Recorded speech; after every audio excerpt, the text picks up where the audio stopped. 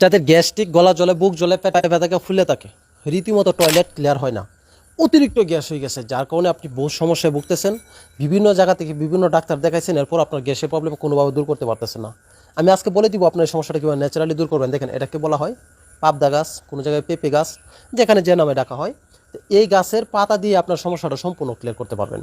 এই পেঁপে গাছের পাতাটা আমি যে প্রসেস বলে দিব, আপনি যদি এই প্রসেস অনুযায়ী যদি খান, তাহলে আপনার গ্যাস্ট্রিক, গলা জ্বলা, বুক জ্বলা, পেট ব্যথা, ফুলে থাকা, এই ধরনের যত সমস্যা আছে এটা সম্পূর্ণ ক্লিয়ার হয়ে যাবে ইনশাল্লাহ। বেশি না, মাত্র 2 থেকে 3 দিন খাওয়ার পর থেকে আপনার পেটে কোনো গ্যাস থাকবে না। গ্যাস্ট্রিকের জন্য আপনাকে কোনো ওষুধ খেতে হবে না। আপনি এখন সেকলো 20 থেকে নিয়ে 40 থেকে নিয়ে আপনি যত হাই পাওয়ারি গ্যাসের বড়ি আছে এগুলি খাচ্ছেন, এরপর কোনো কাজ হচ্ছে না, তাদেরকে আমি রিকোয়েস্ট করবো আপনারা এই পেঁপে গাছের পাতাটা খাবেন, তাহলে আপনার গ্যাস্ট্রিকের যত ধরনের সমস্যা আছে এগুলি সম্পূর্ণ ক্লিয়ার হয়ে যাবে ইনশাল্লাহ। এটা কীভাবে খাইতে হবে? আপনি একটা গাছের পাতা নেবেন, পাতা নিয়ে অল্প একটু পানি দিয়ে এটাকে ভালো করে সেচে একটা রস তৈরি করে নেবেন।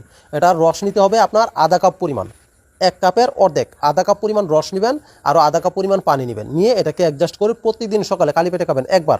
যদি প্রতিদিন সকালে একবার করে খান, তাহলে সর্বোচ্চ 3 দিন খাওয়ার পর থেকে আপনাকে আর কোনো গ্যাসের ট্যাবলেট খাওয়া লাগবে না। যত পুরনো গ্যাসের সমস্যায় থাক না কেন, আপনাকে আর কোনো গ্যাসের ট্যাবলেট খাওয়া লাগবে না। যে যত পাওয়ারি ট্যাবলেট আছে খাচ্ছেন, কাজ হচ্ছে না, তাদেরকে আমি রিকোয়েস্ট করবো অবশ্যই অবশ্যই এটা এইভাবে খাবেন, তাহলে আপনার গ্যাসের যত ধরনের প্রবলেম আছে সম্পূর্ণ চলে যাবে।